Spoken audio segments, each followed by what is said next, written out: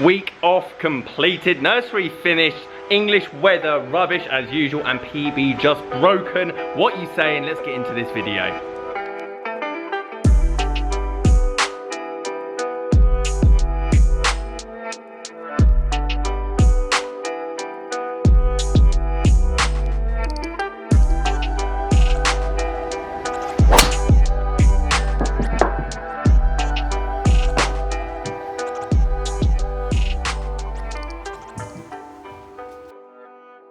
Guys, how you doing? Welcome back to a brand new video. It's Simon down here at Burford Golf Club. Just broken a new PB, which I'm really excited about.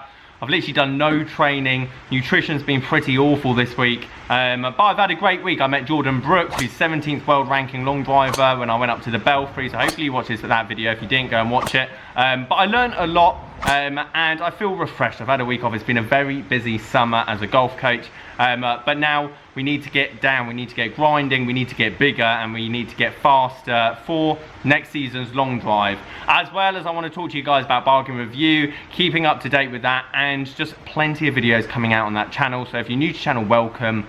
My name's Simon. Please subscribe.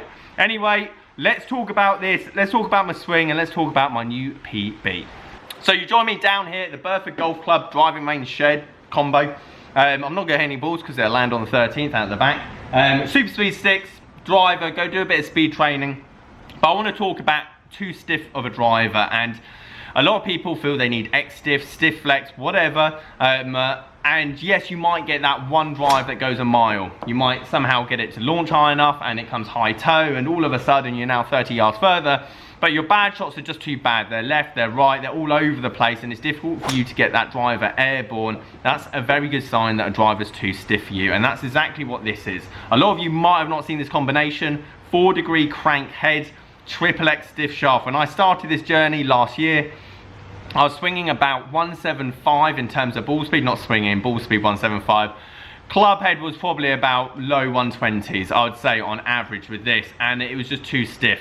Now, it's been a great training aid because I've progressively got faster and faster, but still now it's going to be too stiff. And even if I got to 140 club head speed, which is the goal by the end of the winter for next season, 200 miles an hour, 140 club head, I still think this is going to be too stiff of a combination, especially when I was speaking to Jordan. He's even only using stiff and X-stiff flex shafts, which goes to show that it's more about the launch. It's not about what numbers are in on your shaft. It's making sure that you got the right launch and you got the right head combination to give you those perfect numbers. And I'll show you my PB drive. The numbers on it were perfect. I got the perfect launch and I got perfect spin, but it did take me 50 odd drives to get that. Whereas if you put me under pressure, competition in Germany, adrenaline, and I had to hit at least a 350, 360 to get on the grid, I'd prefer that Reg Flex 5-degree brute golf driver. Now, yes, it probably spins too much, but it's a nice easy one to get one down there. This would be the one, the Hail Mary, hopefully it goes, and I need to find a perfect combination between the both. That's what I've got the winter to do. I'm lucky that I have the simulator here at Burford that I can, I know what the numbers mean, but also I can have a play. I need some 48-inch shafts, reg, stiff, X-stiff, and 3 heads, and I'm just going to keep pulling them, put them together, find that perfect combination. But this was a good sign of a club that's too stiff for you. And if any of this sounds similar, for example, you're on the golf course and you hit one that goes a mile, but all the rest are all over the place, you need something less stiff, and you probably need something not as low spinning. You need something that's going to be a lot more forgiving and consistent, because that is what the game about. Long drive's not about that, well, to some degree, but that's what the game of golf is about. So maybe if that is something that's very familiar to yourself, then maybe have a look or go and get a fitting and get something that's not as stiff. Now, in terms of training, we've got to get faster. I said to you that I want to get to 140 club head speed and I want to get to 200 miles an hour ball speed, which at the start is very unrealistic, but now we're talking about 10 miles an hour. And this summer's been great, the channel's been great. I've just thoroughly enjoyed this whole year, very exciting with a newborn on the way. However, we need to get grinding. I need to get bigger, I need to get faster. Currently at the moment, I weigh 90 kilos. I think that needs to go up, and I think I need to get more flexible as well, which obviously doesn't work, but you need that combination. I need to make sure that I'm doing plenty of stretching, mainly so that I don't injure myself, but at the same time, lots of core, lots of leg, lots of back. If you want to hit it far, a lot of people ask me what are the best things for hitting the ball further. Squats, deadlifts, but make sure that you're doing them properly, because if you're hurting your back, that's just not great at all. Back, shoulders, just more legs and core. Stability stuff, yes, I have found golf specific stuff like super speed sticks has helped to some degree. I can't even speak, to some degree, but purely explosive actions. That's what I found gets my club head speed up more than anything else, just stability. I feel like my golf swing's better than it ever has been. My scoring ability might not be because I don't practice as much, but if you want to get faster and longer, honestly, just compound movements in the gym. Every athlete that I know and seen that's the world #1 at whatever, whether it's explosive, for example, sprinting, or any like sport where it's explosive action, their normal like PBs on your bench press, your squat, whatever, they're going to be high. So it's not necessarily going to hurt your golf, which I do feel a lot of people think that it is. I haven't found personally, if anything, it's helped, because I don't have to feel like I go at it 100% to get the normal distances, but I need to get better at that. So I need to get faster and stronger in the gym, and that's what I'm going to be really doing heavily throughout the winter.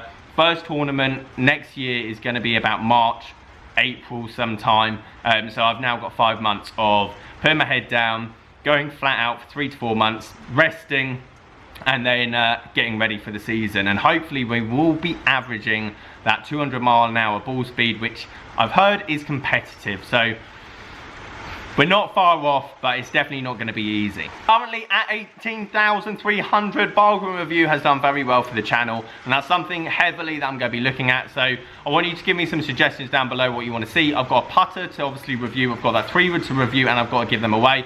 The Ben Ross driver's gone, and the Swicks and Irons gone, the wedges are gone, so they've all been given out, and I'm messaging those guys now, and I'll be posting those this week. Obviously I was off last week, so I didn't do it. So if you're wondering, I did a whole video on it 2, 3, 4 days ago. Go and check that video out. But I'm going to be doing more. I love the idea of the channel and the video ideas when it comes to Bargain Review. There's plenty of bargains out there, and just basically open your eyes up to finding a good club for your game, giving the right numbers, who that club is for, rather than the technology or the spill that manufacturers like to give out.